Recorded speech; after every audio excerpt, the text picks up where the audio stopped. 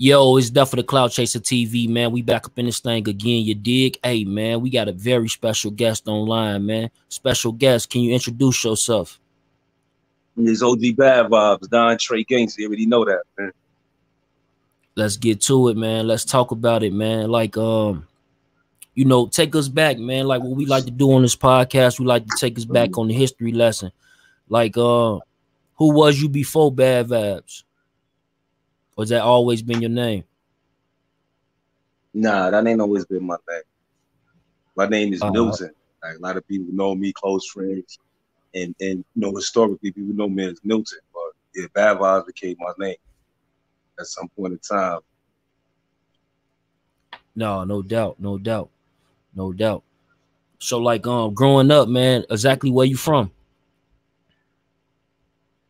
From Brooklyn, Crown Heights, Franklin Avenue. Franklin Avenue in the building.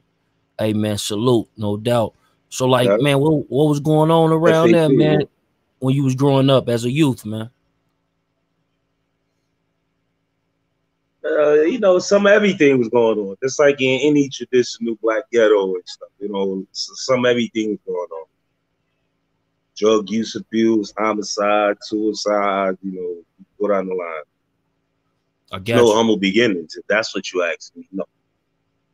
Yeah, no, I got no you. humble beginnings. No. So when did you like you said, Nine Trey Gangster, you know, when did you pick that up? Was it in your youth or when was it? Yeah, you could say that. I picked that up when I got arrested on the case I just came home from. You know, I went to Rikers Island, and like a lot of my, you know, adolescent comrades with that, you know, I was Decepticon, you know, from day one. I ain't never been nothing other than that. You know what I'm saying? Right. So once I see my people was, you know, had that little movement going, they kept trying, like I said before, when you slip interview, they kept trying to pull me aboard for a while, and eventually I said, you know what? Why not join the movement? Like, it's them against us. Why not? You know, we all look alike. Yeah, no doubt, no doubt, no doubt. Yeah. So then, you know, joining the movement, like can you talk about a little bit more? You know, I know you talked about, like you said, on Queen's Flip, like far as like different situations you guys was faced against, you know, talking about, you know, skin and shit.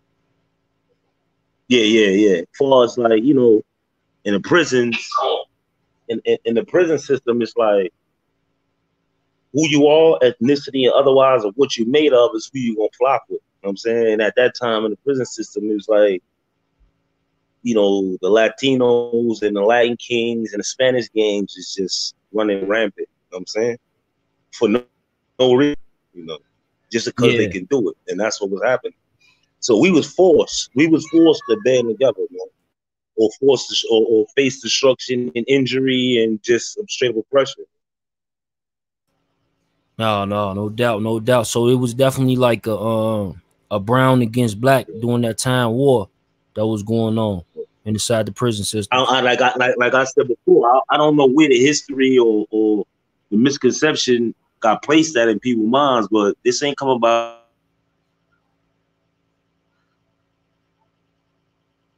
Give us 1 second, people. If you ain't already subscribed, man, subscribe to us, man. Let's get the guests back in the building, man. Like, if you ain't already shared this on your social media, man, share this on your Facebook, your Twitter, man. You feel me? Let's get it.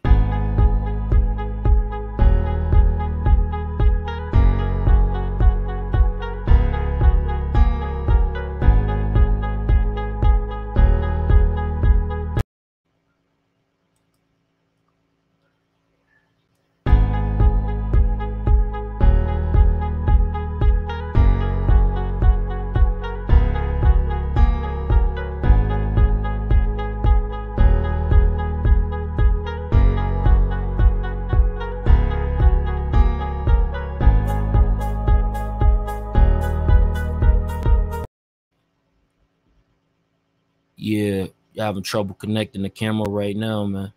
Yo, there we go. Salute, man. If y'all ain't already subscribed, man, subscribe to the podcast right now, man. That for the Clout Chaser live podcast, man. Salute, man. Bad Vibes. Let's get it.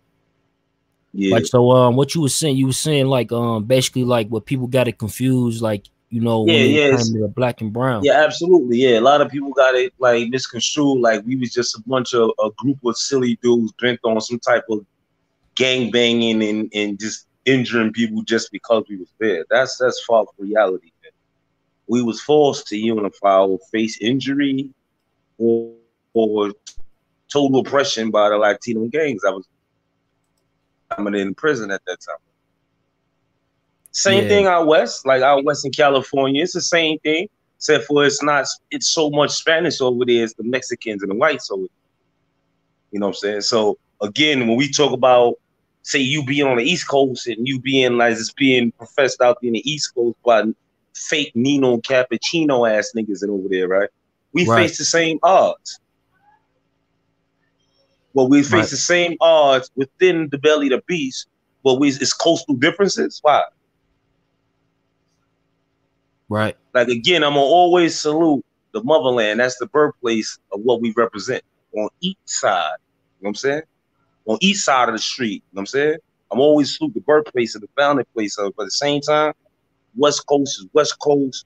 We over here in the East. It's a beast in the East over here with this red flag. No, no doubt, no doubt.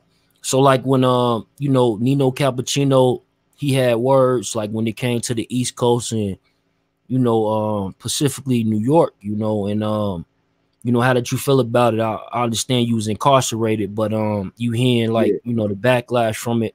Like, how did you feel about it?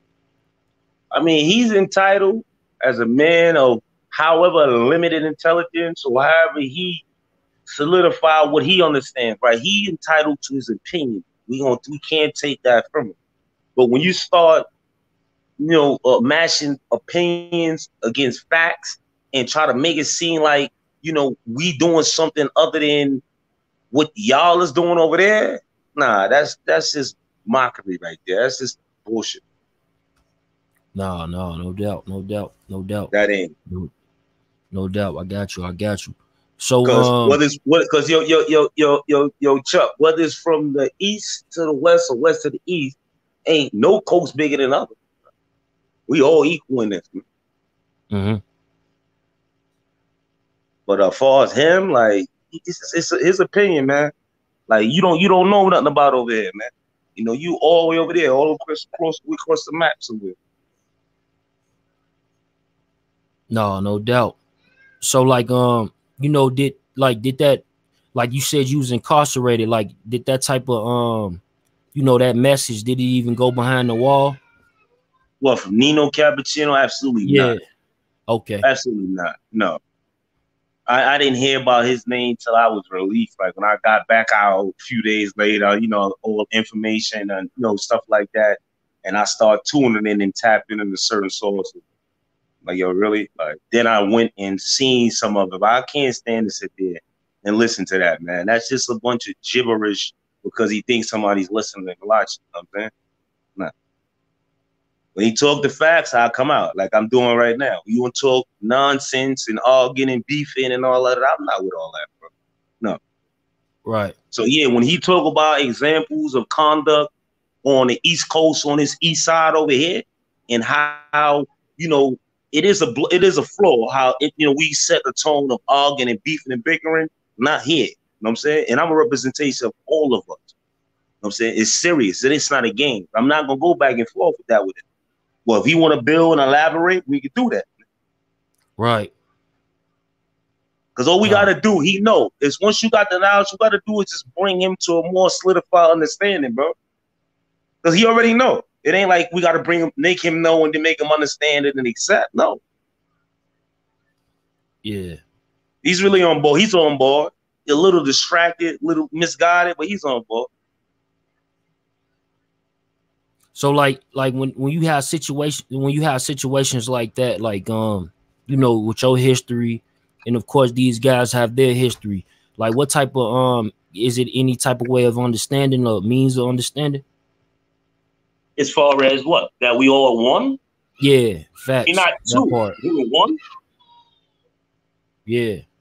Yeah, that's it. We won, and what?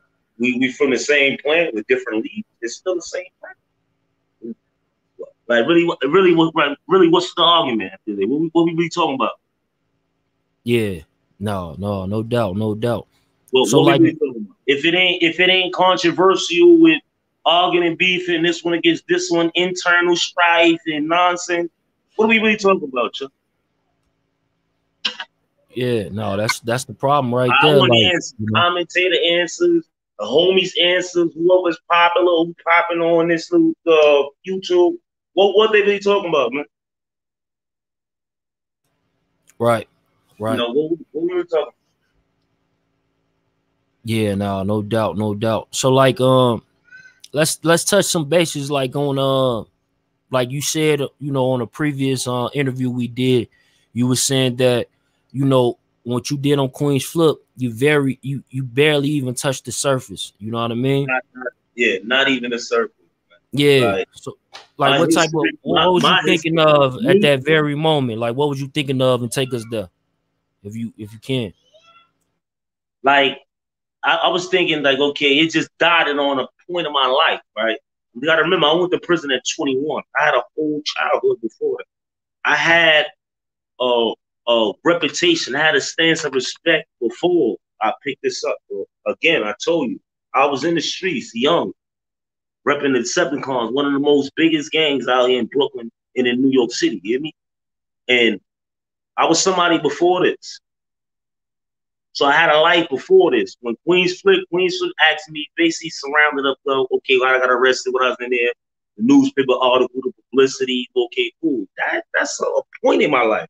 That ain't my life before then, and it is nothing in my life after Queens Flip. A lot done happened after I produced that podcast with Queens Flip. I'm to my real life thing, man, not me worrying about who's in my inbox or messages or notifications beeping or taking shots at me on some phone or YouTube or something.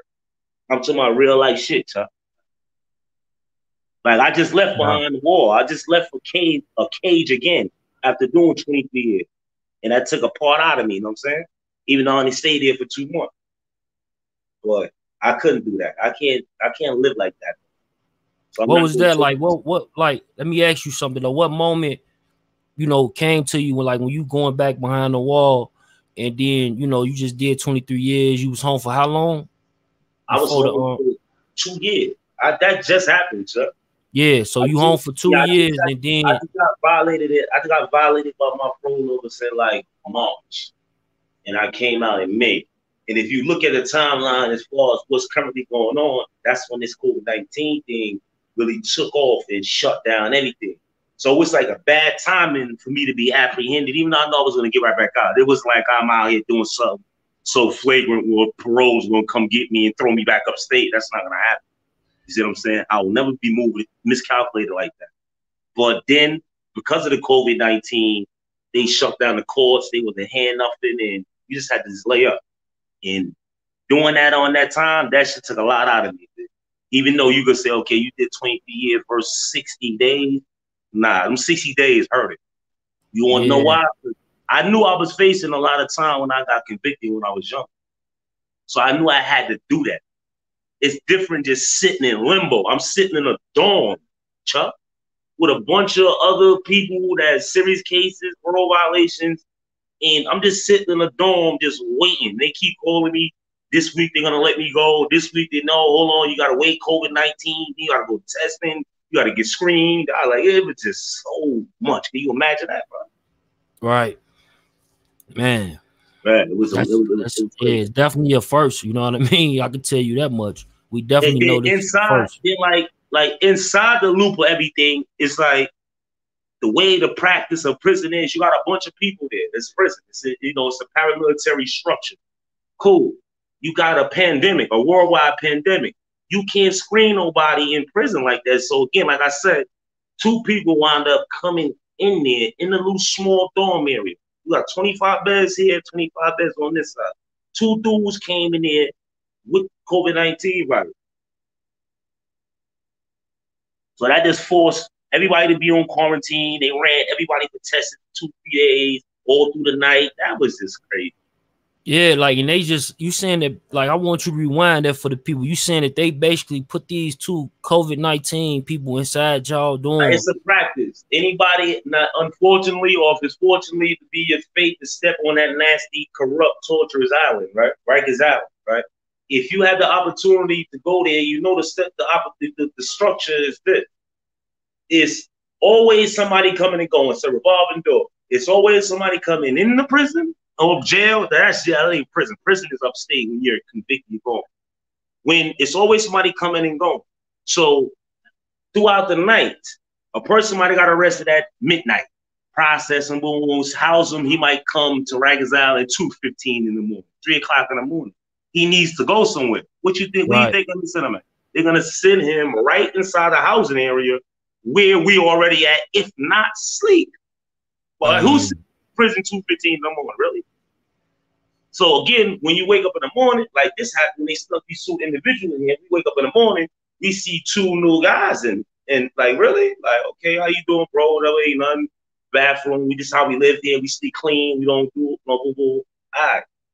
2 days later, they pulling these same guys out and start packing a person's property up in 3 plastic bags, big plastic bags with extra masks on their face and all. I said, what's going on there? Oh, he tested positive. He had symptoms. That was the first guy. The same dude too. They you know, same thing. He had the symptoms. And come find out they tested positive. So all that did was force the rest of the housing population to get quarantined because we don't know who it came from. Who you never know who could get that. That's just like airborne. Right. Then you go. So basically, you going full lockdown at that point, full right? Lockdown. And then the irresponsibility, right, Chuck? These little correctional officers on Rikers Island, they didn't care about. That's the attitude generally in there. You in there, later for you there, like. They was coming in there because they had to come in and sign a little area log book. Come in there, they should take a garbage bag and put it on their body, run in there real quick, sign a log, and run back out. That's how bad it was. Wow. But you gotta realize this is not nothing. What I'm saying to you is actual factual. In fact, a lot of officers, COs from Rikers Island have succumbed to COVID-19 viruses. Inmates don't succumb to that there. Doctors, nurses assistant, clinic, counselors, whatever you want to call it, don't bit the bullet on that right now. So I can understand why they was like that, but at the same time, them people are not mentally and constructively qualified to respond like that. And again, it's prison, so everything is delayed. In the midst of a pandemic like that, time might hurt you. Right. And you can't go with it. Like social distancing. Like, because I used to go to the inmate meetings in there and speak up with them. Like I said, y'all playing games. Because how can it be social distancing in prison in here? I sleep on a bunk. I got a cot right here. Another person's cot is right here. I could reach over and touch his cot. So what type of social distancing is this? Then they try to come up with a high moment. You know what? Skip a bed. Inmate skip a bed, inmate skip a bed. But who's listening to what they say? Dudes be chilling like they're on the block. So the skip bed might have 4 or 5 people on it for 4 hours, just chilling, doing what they do. Talking about their cases and all that. Like, it was crazy. I'm just giving you a tip of the iceberg. Yeah, man. I can't even imagine, honestly, because I know, like, even with what was going on, that's like the first time in history this shit hit like this. You know what I mean? So, you can understand, like, it's American society to touch something like this. And you know what? I'll be talking about this to a lot of my loved ones and everything. I think it's going to be a permanent staple, man. Like these face masks and all that. This is going to be a part of the tire right now in the city, man. And all over the world, rather. You know what I'm saying? You're going to have to cover your nasal patch. You're going to have to. Nah, no doubt, man. And then, I like just while we still updated, and now since you coming home, I know you seen like recently Scheme Team, he made a video about you. Like you want to address that? Yeah, I want to address that, but I'm not gonna stay stuck on that. So if anybody thinking that what I'm gonna say now about what Scheme just said Or that little video he made an hour ago about all that profanity and asking me repetitively the same question over and over and over. That's already answered. Like, he's a kid to me. He's an intellectual child to me. I'm not even gonna dignify that. Like, whatever scheme and these little stupid, I didn't read the commentators and all. I've been entertaining it because I want to, not that I have to. But I'm not gonna go back and forth with Scheme. Scheme already exposed himself. What is there for me to expose?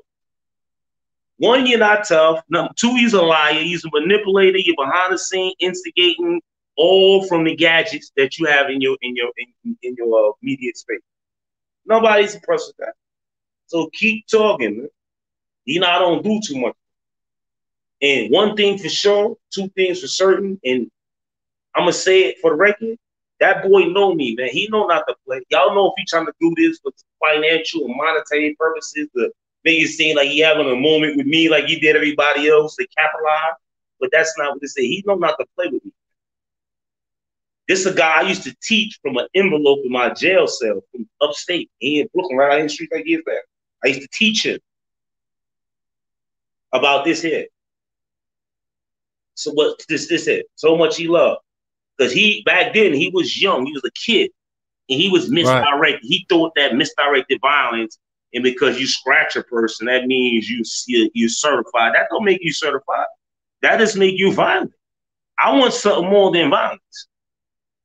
We don't need that. What we need that for? To show that you will do something, you'll harm somebody? No. So again, like I said, I used to teach him. Nah, that ain't the way, bro. That ain't what this. And we're talking about the early days. I'm not talking about how this became what it became now. Messy, mucky, and mixy. You see what I'm saying? But he can't say nothing about it. Right. He can keep talking, he can say what he want to say. But I'm not gonna. I got you. No, I got you. And like when it came to, like I said, like we was talking about the Queen's Flip interview, like was it any discrepancies that came after that interview, man? Like you want to speak on? Nah, it ain't really no discrepancies that came out about that. And again, only thing that I'm only gonna dot on is this guy, is Scheme, because if you look at Shots Fired that was produced, he the one that brought me into the fold, like I said. I called him. Me and you having a personal vibe. Like he talking now in that video, like, yo, Vibez, I won't even talk to you like that. Are you serious? Are you serious? You on my call off. You got footage on your channel where you speaking to me on your call off. You call me at all different variety times, but me and you don't talk. Like, you serious? But like I was saying, I called him not knowing that he was recording the whole thing. And it was live. Look at this. It's me talking to him on the phone, a personal conversation that he publicized. Because I was telling him, I see what you're doing, bro. Because he was starting to instigate stuff. I see what you're doing. Don't do that, bro. I'm watching, I'm paying attention. I said, don't do that. Well, what you talking about, man? I see what you're doing. Sure enough, he did it. I caught him. You know what I'm saying? I ain't even talking about Scheme. He just need to stop lying. Stop playing games. Do what you do. Ain't nobody stop. Watch your mouth. Got you.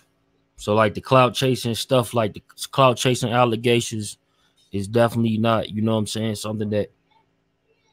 Oh, for Scheme, that's what he is. He's a clout chaser. What I need to chase clout for? Right. That's the question. That somebody that assume or speculated about me. What I need to clout chase? Especially right now, what, for numbers on here? I got numbers on here. This ain't nothing new for me right here. We know that. You know that. Yeah, I know that. I did numbers. I came out the door doing numbers on this. Impressive, and bought numbers to Scheme too.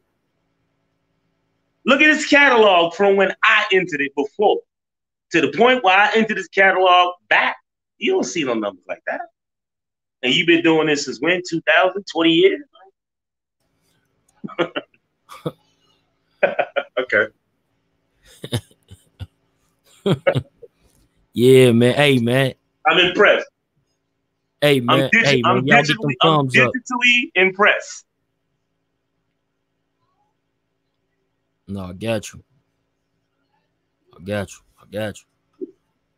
So like, man, the other day, man, people heard you speak on Maino, man, and they was like, yo, did he really just say Maino when he was speaking through the vents? He was garbage at that time.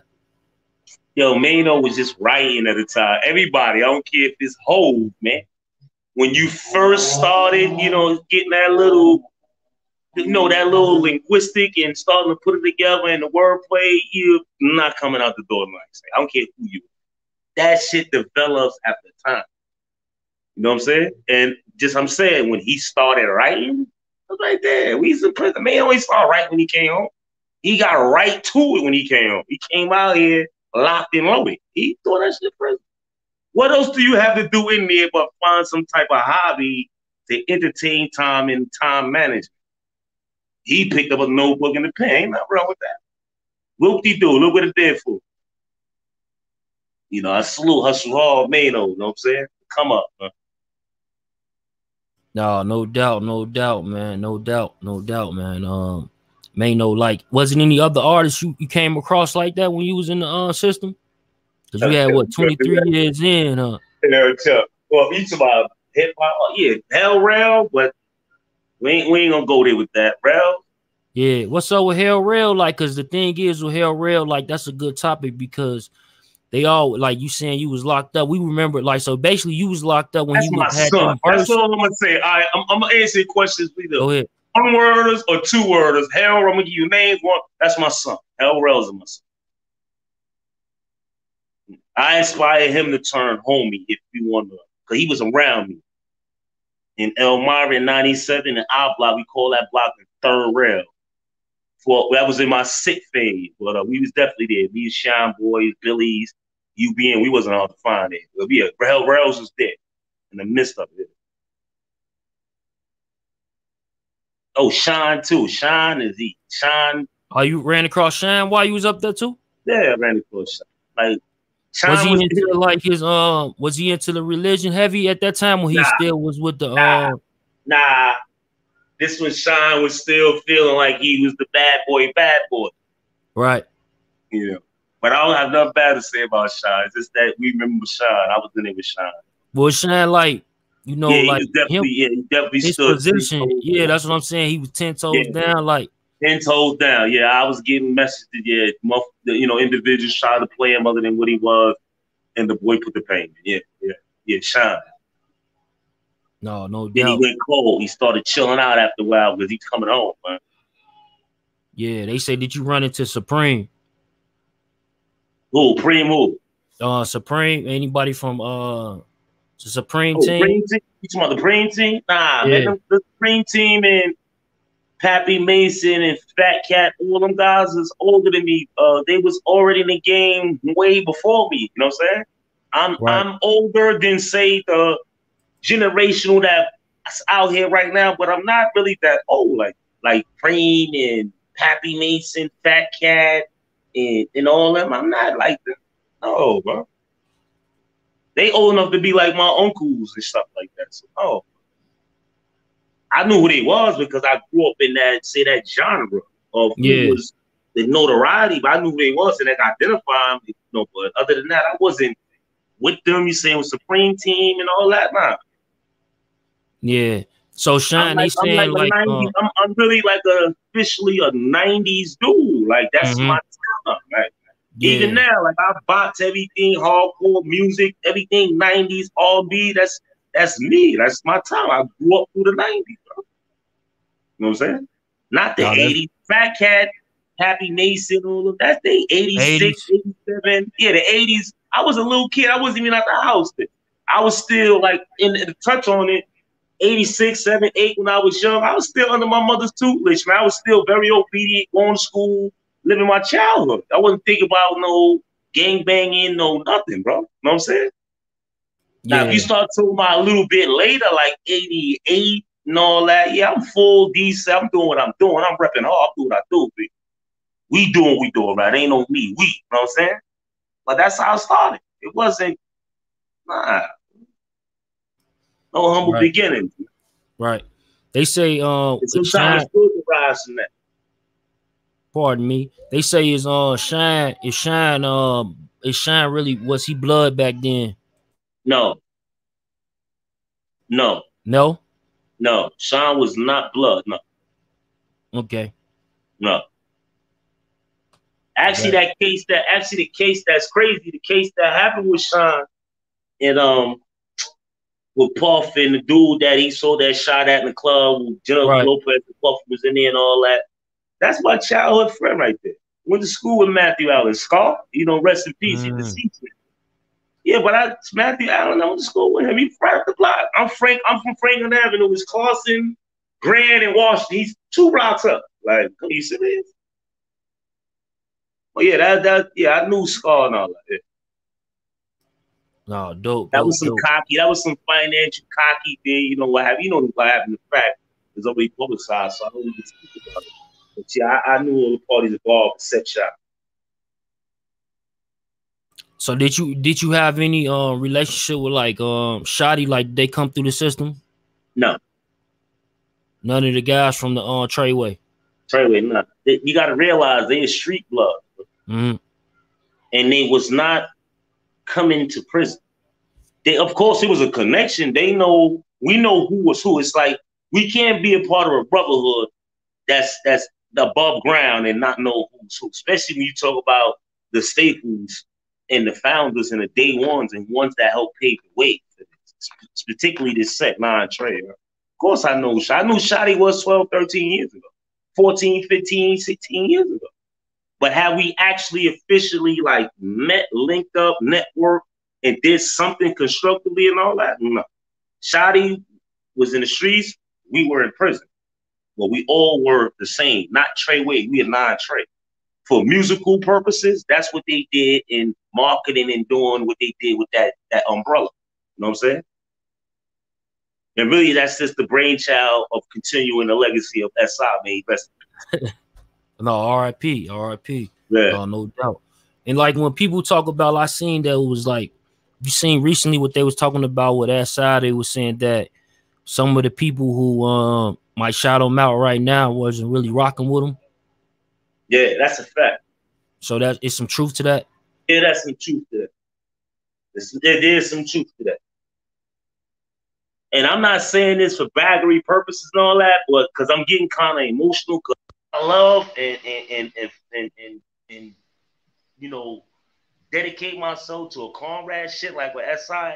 It's impossible not to be emotional, but like, yo, who is calling? Yeah, I can hear it getting low right now because of the call coming in. Stop.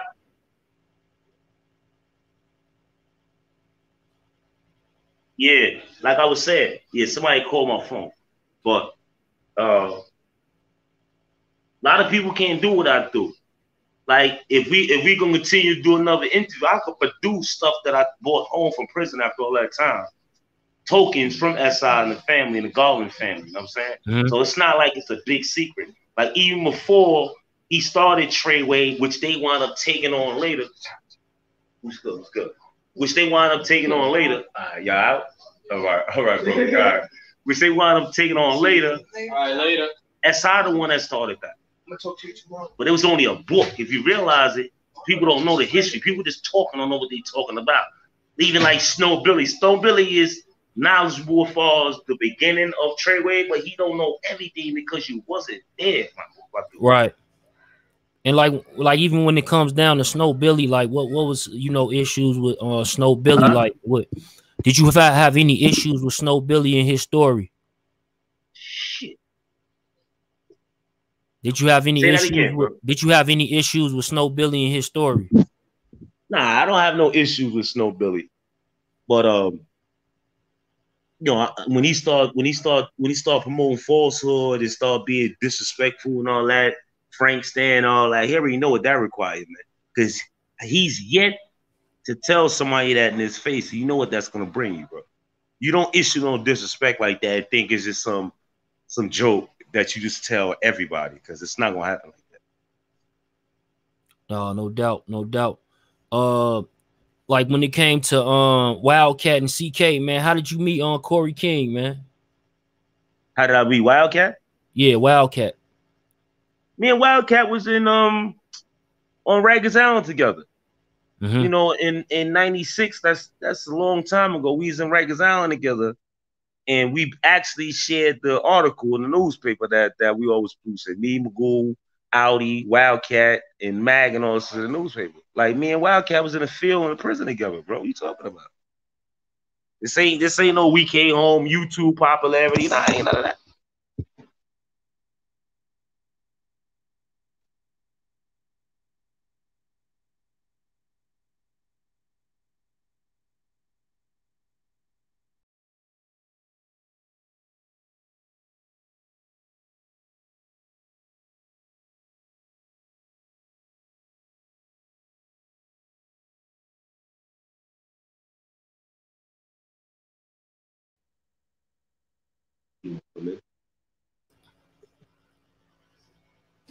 Yeah.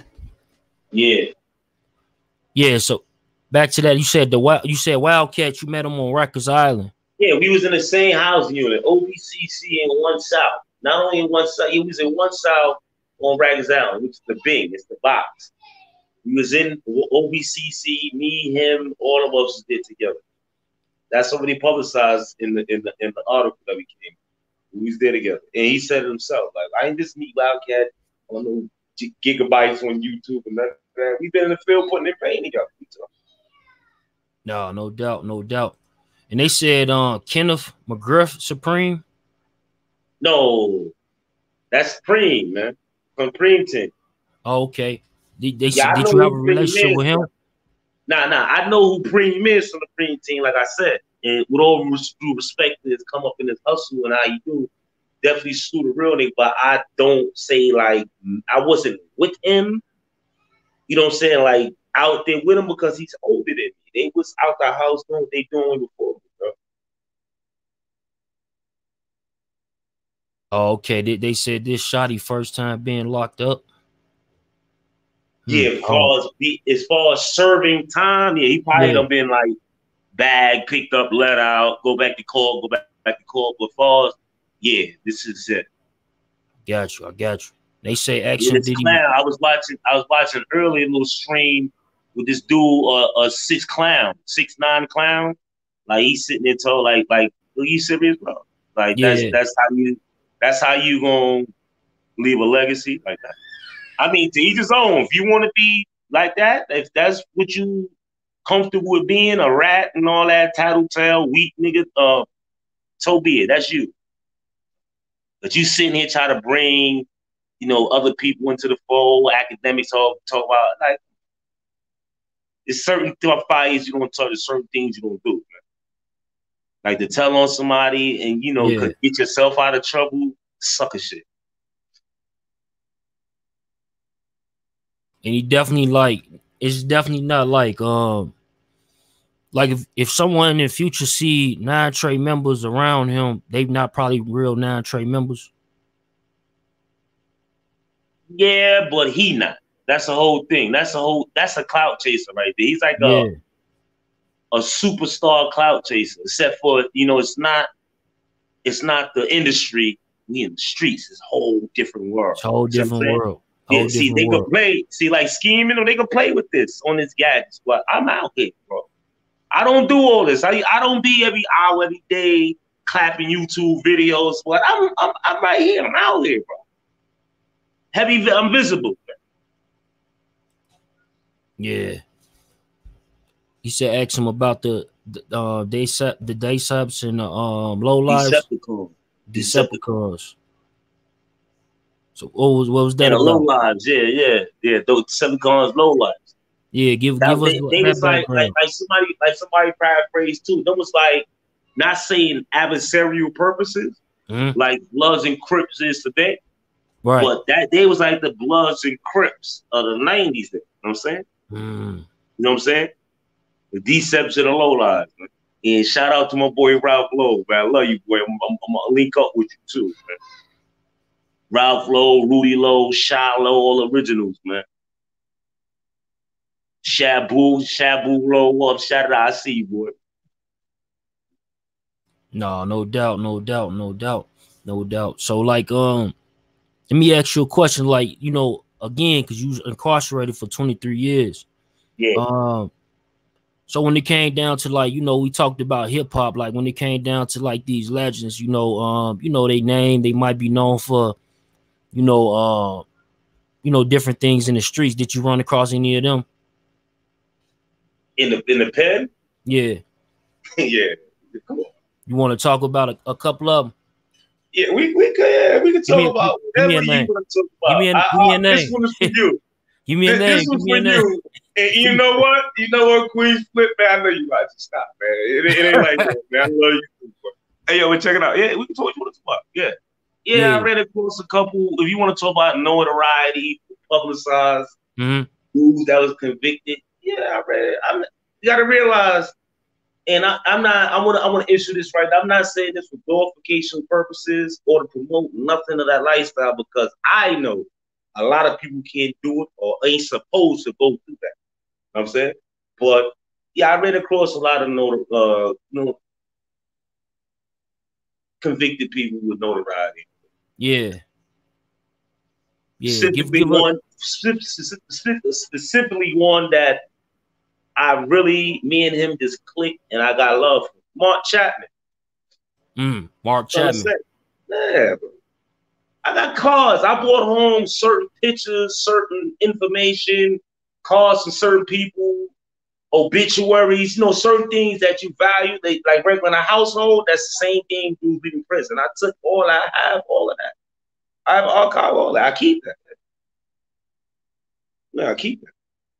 And I have that. Mark Chapman is very, very good man. He did what he did, and back in the day, the Son of Sam, running around killing all of the women and all that, which I'm not promoting, condoning that, but that's not the same person that's running around the summer of '77 in all through New York City shooting people just because they had a different hair color. Right?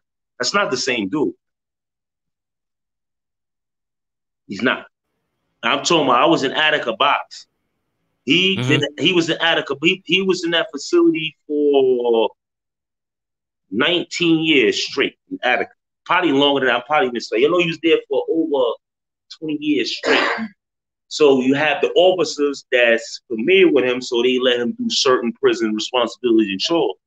I said that to say this: I'm under sanction or penalty in the box. Mark Chapman used to come out in the box and feed us, give us writing paper, envelopes, whatever you need, and he's a good dude, man. He don't treat nobody no different. If you're hungry, he's gonna feed you. You have to honor a man that's gonna put something in your stomach when you don't have it. You can't never turn on that, man. You never turn on a person that feeds you. Dope. No, that's real, right? That's not the same. He's not the same person.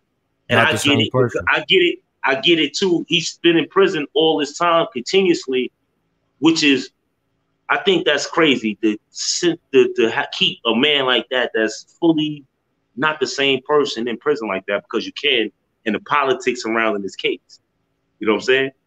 But I get it. The parole board look at what he was, and they keep hitting 2 years. Every time he go to parole board, they won't let him out. He should have been released 18 years ago. 2 years. They keep doing it. They did the same thing to me. That's why I had the numbers there. I should have came with 15 years. Yeah. I was going with 15. Now let me ask you a question. But then Wildcat, I know you good with Wildcat. Then Wildcat knock out Mark Chapman.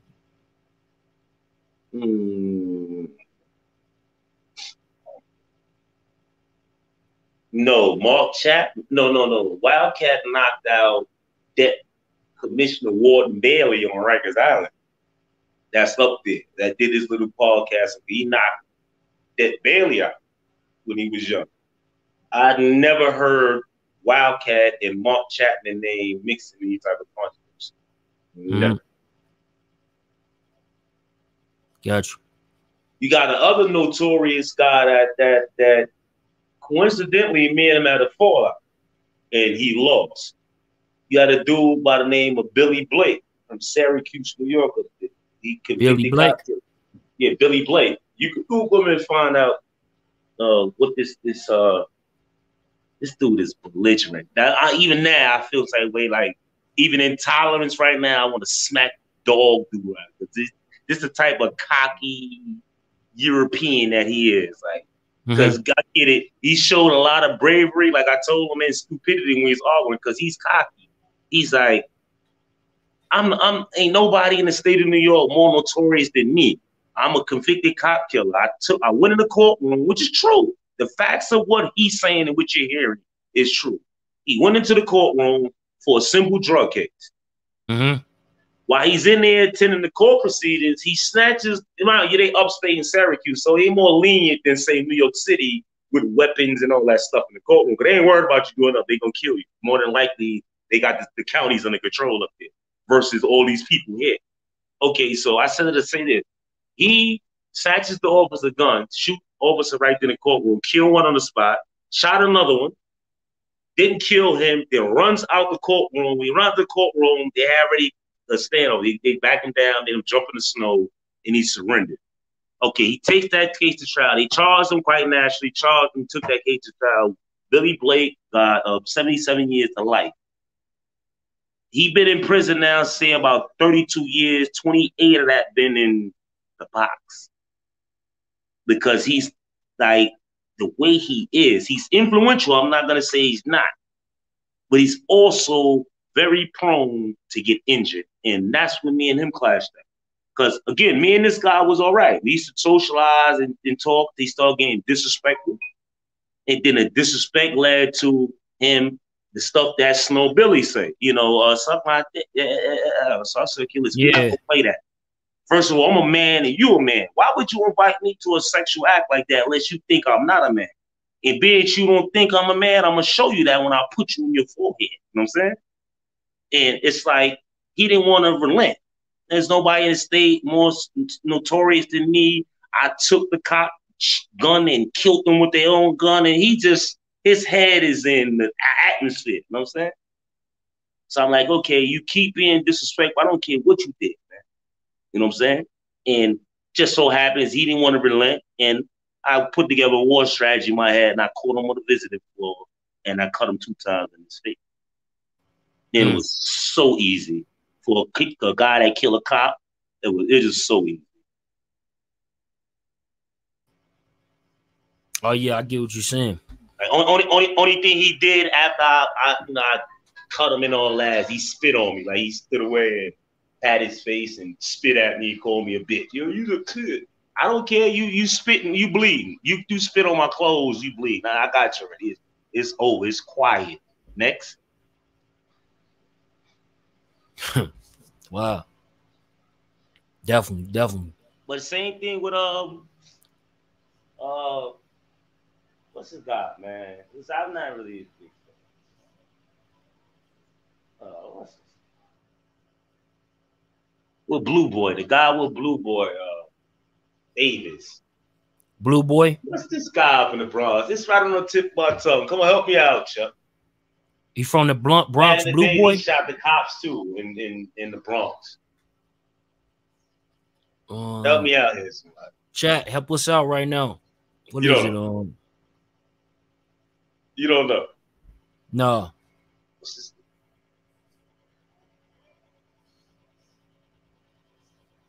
No. One Man TV, salute, fam. I can't hear you. No, yeah, I don't know his name. I was trying to see if the chat was gonna come up with it. It was in the Bronx, you said, right? I don't know about no Crips. I went to Brooklyn. What? Yeah. Yo, your mic is low, sir. It is? Hold on. Yeah. Yo. Can you hear me better now? It's still low. Your mic's still low. Hold on. Yo. What about now? It's good? Yeah. Yeah. The name sound familiar. Larry Davis. Yeah. Larry Davis. Blue Boy killed Larry Davis. They said Blue Boy killed Larry Davis.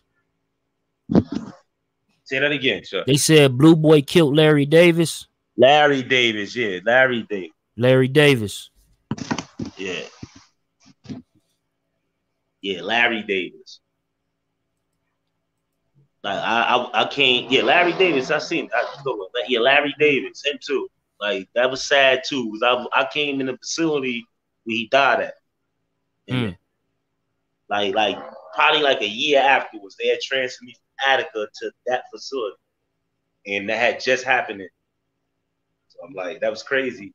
But I could say, and I'm gonna say it bravely too, that wasn't intentional. Larry Davis' death was not intentional. That was negligence on a medical staff in the facility that wasn't equipped to respond to an incident like that. Because I was there and I spoke to the medical people that was there. I had a relationship with them in the facility. So I used to do a lot of coordination work and stuff like that. He did not die necessarily. His injuries wasn't vital like that.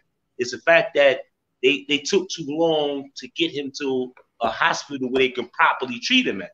And he bled out right there on the table in the facility.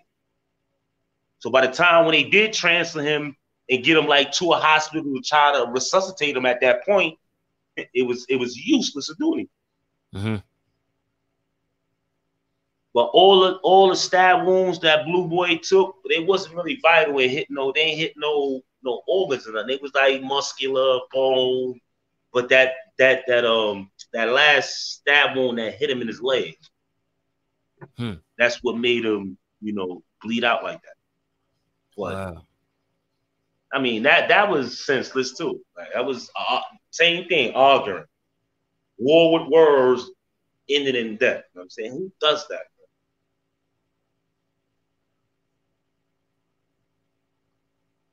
No doubt. Yeah. So, you going through all that, man. Like, even, you know what I'm saying? Like you said, you ain't had issues with, I said you ain't even had issues with, just moving through that life, man. 23 years, man. Like, what can you say was like the worst thing you encountered that, like, just set on you the wrong way forever? He's saying, what, like, be more clear. What was the worst thing? Your mic like, keep going out. You sounding low right now. That's why I grabbed the phone right. You low. Hold on real quick. Let me come in and come back out.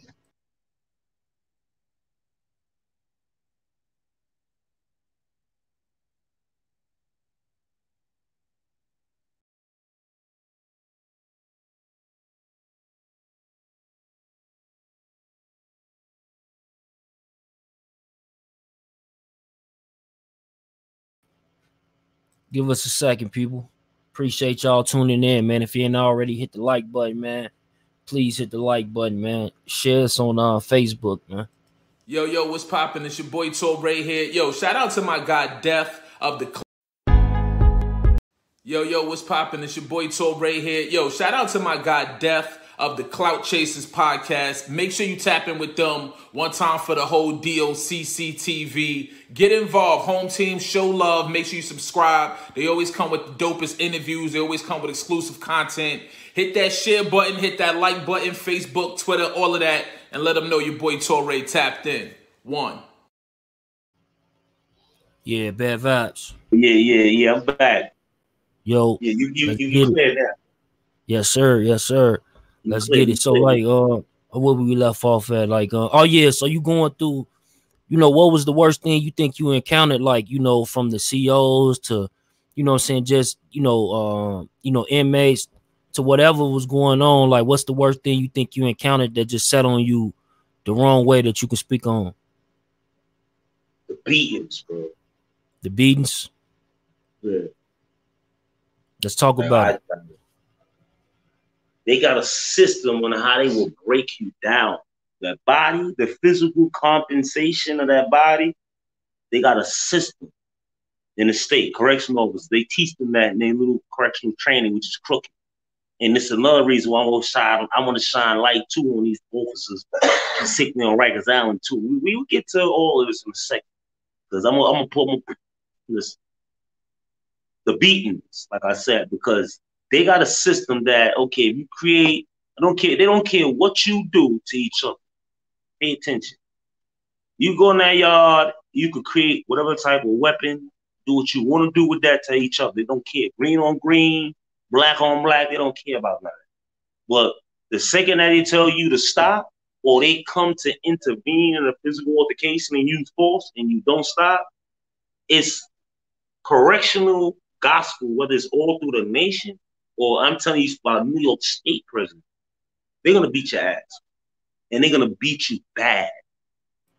Wow. Chuck, to this day, like, I really start, because I'm older now, and, like, I'm starting to, these beatings I took like when I'm strong and vibrant, and eventually that type of trauma kicks in. Y'all be in so much pain today, and it comes out of nowhere, then it leaves. But then when I try to identify with it, and I be like, yo, that's the area or the side that this happened on, this, that, third. You know what I'm saying? Like, the beatings are horrendous, bro. And I took a lot from Rikers Island to the city, to the state, to the Maxes. I took a lot. I was bringing it. And and again, this is the thing I want to put reality in. You can't bring war or drama and thinking they're going to come back to you. Granted, I'll give it to them. The whole New York State prison population, except for one dude that cut me, tried me and lost. Ain't nobody did that in 20-some years. Nobody never in Greens tried me like that. But the officers, when they decide to do what they want to do, it's very painful. And the worst thing is, to answer your question, the worst thing is to be beaten, not treated by a nurse, thrown in a cell with nothing in it, and don't feed you, don't give you no mail, don't give you nothing. Nobody knows where you at, what exists or nothing. And then it depends on Chuck what type of cruelty they feel like doing to you, because if it's in the wintertime, what they'll do is they'll start playing these little psychological torturous games that they do to terrorists. They'll come, what I'm telling you is facts. They will come and throw water on you and open all the windows. You in upstate New York in the mountains. What you think gonna happen? You ain't got a blanket, you ain't got a t-shirt, you might just have your boxes on. And this is the strategic, wicked stuff that they do. I've been through it all. Yeah. Wow. Throw water on you and leave the windows open. You be, that's what they call bleeding you out. Throw water on you and leave the windows open. Yeah, and leave the windows open, bro. Yeah.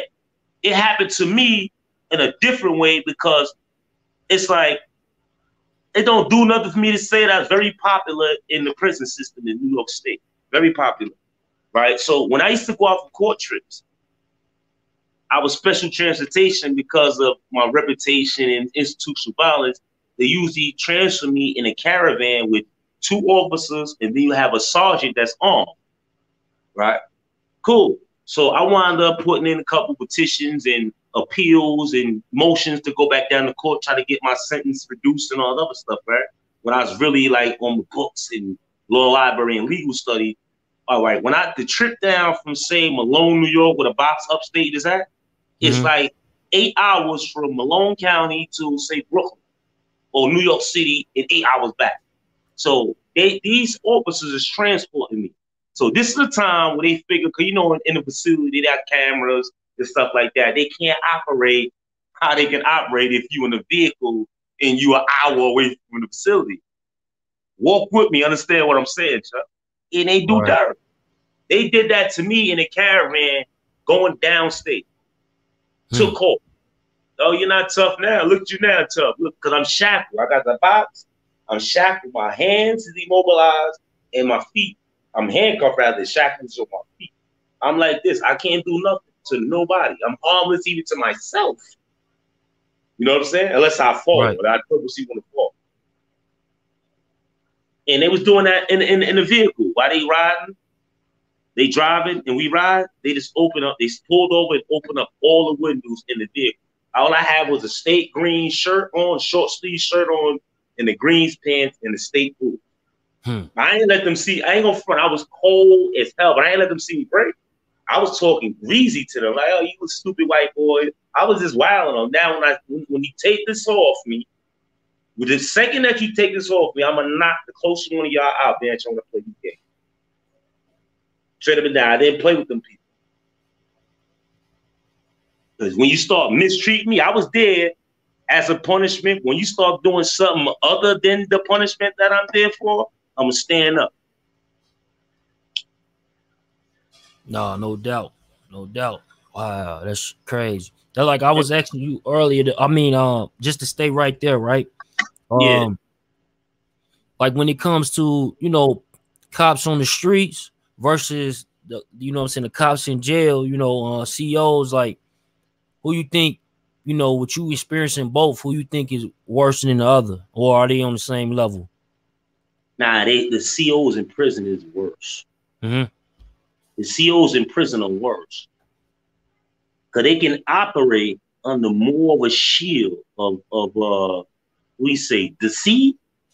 If we want to say a shield of deceit, because cops in the street got more scrutiny on them than say an officer that runs the facility that comes in, say, what is 10 o'clock now? He come in, say 11 to 7. 11 to 7, he can do what he want to do. You see what I'm saying? Versus, say, a cop on the street decide to want to pull up in Bed-Stuy, Crown Heights, or Flatbush and do some nonsense. You know what I'm saying? Because in prison system, even it's the same way out here. In the prison system, all they got to say is what they want to say inside the four walls of the institution, and that's it. Nobody will ever know. You, if that's the case, you would have knew about my stories and the atrocities and all that went before I got up on the podcast. If it was like that.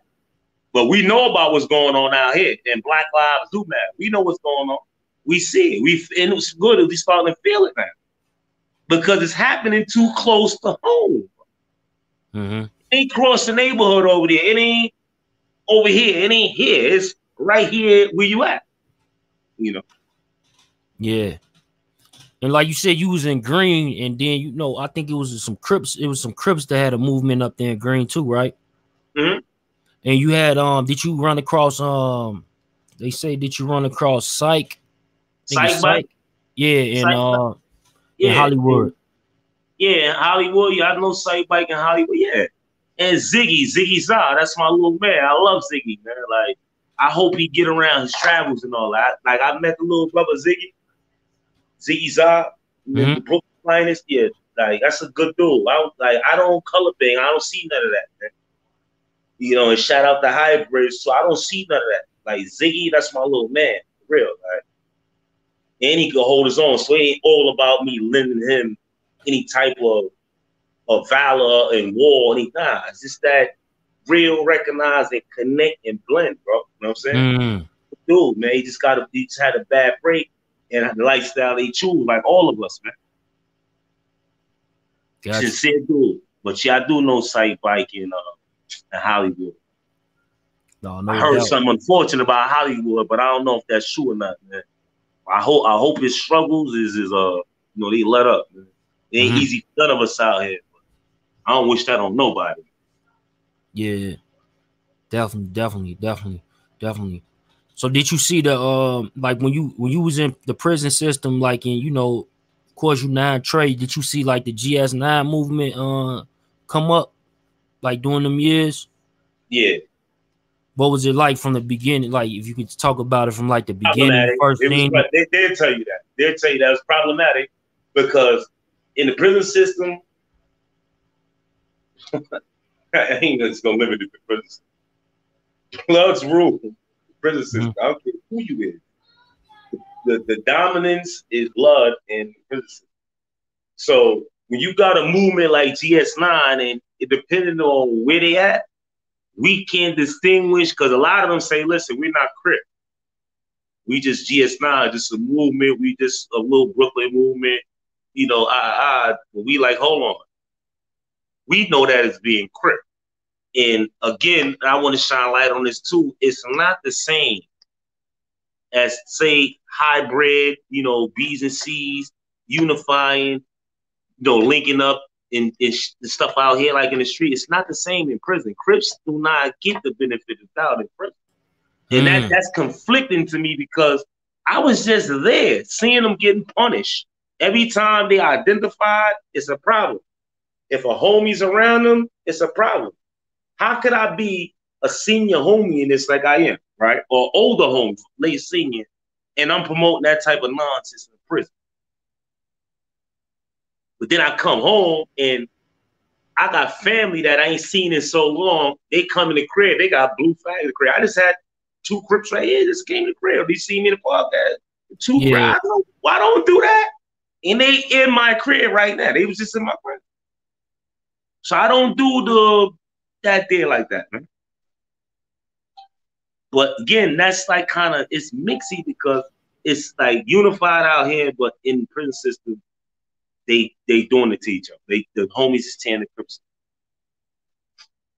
I hope that changed from, you know, that energy when I was in it. Got you. Yeah, you but said you hope it's hard to distinguish, or it was controversial in distinguishing what they was, because if they identify themselves as being Crip related or Crip affiliated, those that sitting there, that's what the silly gang banging stuff is gonna get at. Yeah, because they doesn't it if they gangster stones, so the stones are like the stones would be under the blood thing, right? Yeah. But again, this is how we do it on the East versus how we do it out West. We do stuff different over here. We not no copycat. We not no clones of the West over there. They got a protocol and a structure that they do over there, whether it's on either side of the street, and we got how we do over here. Same thing with Chicago. They do what they do there. Same way anywhere they do what they do. And you know, historically, man, like I said this before, and this is a pointed point, man. When they go back to the Panthers, when the Panthers was here, based in the city, New York have always did things how New York want to do things, man. It ain't start in 93 because we came about and bombed and formed New York. We do what we want to do, New York, how we do. That's it, man. That's what separates us in this city from any city in the world right now. We don't follow no trends. We create them, bro.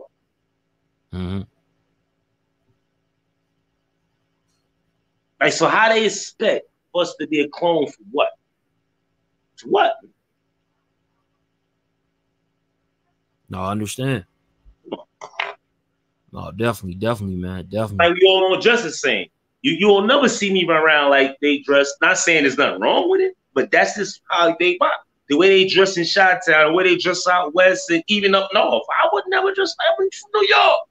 You can't tell. I cut it out, man. Gotcha. So like how was that though? Like, you know, like I said, we're gonna go back because, you know, 23 years behind the wall, man, is definitely a story to tell. And when you know, you do run across, you know, a West Coast Crip or a West Coast Blood, is it any, you know, do the Crips automatically show them love, you know, from the East, or even the Bloods show the Blood from the West Coast love automatically, if you understand what I'm saying? Now clarify it again. You saying coastal, you saying regardless if they different. You saying, okay, Crip from out west, homie from out east, out east. They run into each other in the pen. They run into each other with be any type of confrontation or nothing? Yeah, like even they do the same thing. No. No. Why would it? Actually, it will bring them closer. Now I know who I'm dealing with. And you're gonna be tested. Because again, you got a lot of fraudulent people and fake people running around claiming stuff that they're not. So person like that knows that's this for real is gonna question you. And if certain questions you don't pass or don't know, I'm gonna know what you are. Right. You know what I'm saying? Like, come on. And you know, like I spoke to some West Coast guys, you know, OGs like yourself, and now I'm an East Coast. Yeah, you East Coast. Oh, I said OGs like yourself. But look, like when it come to the East Coast, they said that they had a situation when it came to the West, like where people will be touching bases with them on like Facebook, Instagram, and trying to get them to be their big homie. Is that a situation on the East Coast? Yeah. Like people from out of state will be reaching out to you, like trying to get you to, Yeah, I used to get that a lot, but I'm not here to organize. I'm not out here organizing nothing like that. It's to bring it, you don't need structure and organization. You don't need organization like that for in the sense of recruiting people and all. No, I'm not For what? This late in the game, I'm gonna recruit people for what? Like, what was your purpose of recruiting you for? Right. So no, I don't do none of that. Like, But they do. It does happen though. You saying yeah, it it does does happen. Yeah, Yeah. it does happen. There's definitely proposals from people. It's that really. It ain't really about say the gang banging element of it. It's more history and like really what the interest of what happened. Like, because like Gotcha. when we speak about say organizations, street organizations, community organizations, I don't like using gangs because I didn't come up under no type of mentality of okay, we gang banging. I ain't never respected that, even though it took on that. You know what I'm saying, but nah, it's always been like a situation with nah, you can't make something that's not. You can't. No, dope, man. No, You can't. we definitely appreciate you touching the platform, man, giving us some of this game, man. Like, we definitely need you back again. We just don't want to give everybody everything in one bite. But I knew he's dirty. He's a dirty duck. what you got planned for him? Yeah, he's a dirty. Yeah, the takeover, man. Yeah, The takeover? Takeover. That's my little podcast, little blog. Me and my boy Prame. Shout out to Prame Takeover, the Takeover podcast and all that. We definitely got that thing. Get that thing moving and start feeding content. And we opened up the membership. Got a large membership that's joined the group. Actually joined the Takeover period. And we just going to do some little activism and building and networking and bringing to a conglomerate. That's all. It's a long step forward, but we walking. No doubt. And we always, just like every episode, we always got a question ending out the episode. Yeah. We forgot to ask you. Let me get a birthday. Let me get a birthday. My son turning 1 on Wednesday on the 5th. I want to give a shout out to my junior and all that. I'm gonna be through there and all that. But shout out to my little son. Yes, sir, man. Salute, Yeah. young king, man. Yeah. Salute. We want to ask you. They wanted to ask you. Did you ask him about OG Mack? What was your situation with OG Mack? What about OG Mack? What do you want to know about? Did y'all have a relationship? Absolutely. Okay. And okay, so y'all had a relationship. What type of relationship y'all have? Like y'all was buddies, or it was just like because the same alliance?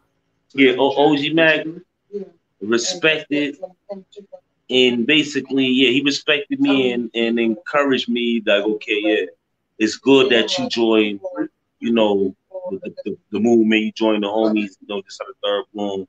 And he had a thing. Anybody could tell you that really know. And if he meets you, something about you that he will like remix it and give you that label, like you understand, like a token with he'll know, and it always related to what we was. And he used to send letters, sometimes he send messages and all that, and he always phrased me the notorious non-trade banger.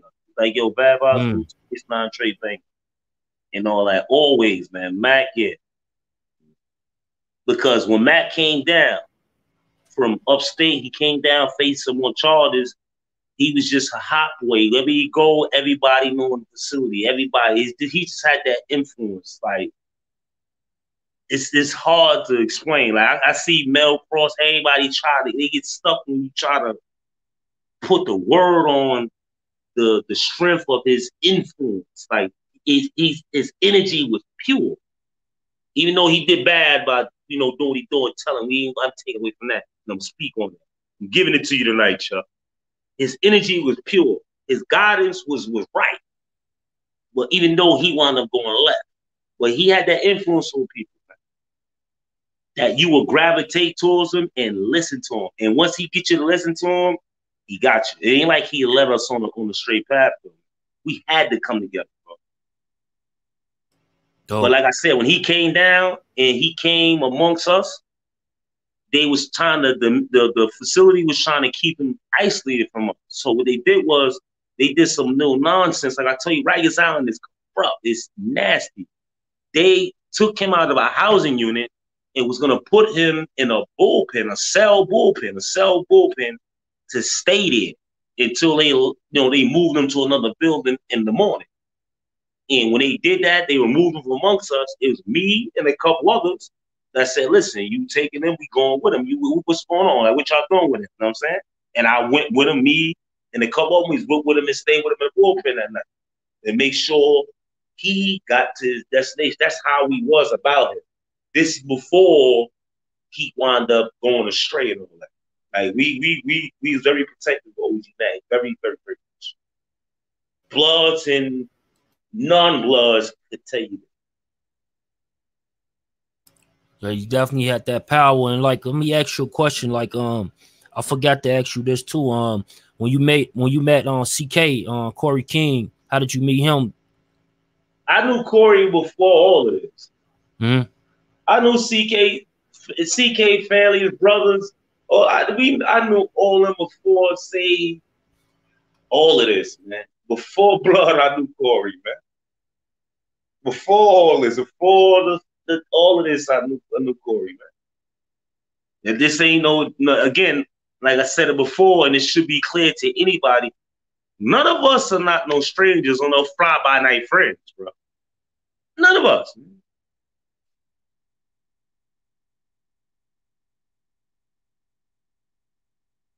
No doubt. And like with Corey King though, and we just spoke about OG Mack and Corey King, he spoke on a few stories on how like when he outed OG Mack, it got a little hard for him, and some people had to pick sides. Was you around during that time? Yes, I was. Your Chuck. If you talking about it's old, what we talking about is old, very, very much old. I could put a year on that when it happened. 99? Mm-hmm. 99? That's so old. That's the last millennium, man. Right. We're still talking about that. You know what I'm saying? Mm-hmm. But of course I was there. I was in prison from 1995 to 2018. So yeah, anything that happened, which is a great majority of East Coast history, I was there. I know about. I'm just not with all of this. I'm not with all of that. That talking and revealing how much I know, who I know, or what I know. I'm not right. like that. I like to stay reserved until I need to let you know how much I know and who I know and what I know. Get it? No it doubt. Works for me, man. You should try it. No doubt, man. Salute OG Corey King, man. Yeah, I talked to him yesterday. I talked to him and Ice Coleon yesterday. Dope. You said Ice Coleon. Yeah, I told Ice Coleon. Oh yeah. Yeah, he said, yo, you like your vibes. So yo, where you been at? I see you know where I've been at. Stop asking me crazy questions. Yeah. He's like, yo, you gotta come out here. You gotta interview us. All right, man. I'll keep you. That'd be dope. I'll watch that too, though, man. Salute. Yeah, I'm gonna go out there. Well, probably like, and I told him, so I don't be saying nothing that don't do it, man. I'm gonna go out there. I'm gonna go to Queens out there and chill with him for a day or half a day or whatever. Give him this little interview, especially after this. Yeah, you already know. I told you. Yeah, you look funny. Hey, man, but we appreciate you touching the platform, man. Y'all know what it is, man. Y'all already know. You can find his link. We're gonna put it in the description to where you can follow him at, man. Get his followers up, man. Y'all go ahead and sub. And to the next one, man. We definitely appreciate you, man. It's definitely the Clout Chaser TV, man. Bad vibes. You gotta leave him with something. Nah, this you already know. Salute, man. Just follow the takeover. It's taking off. Yes, hashtag it, fam.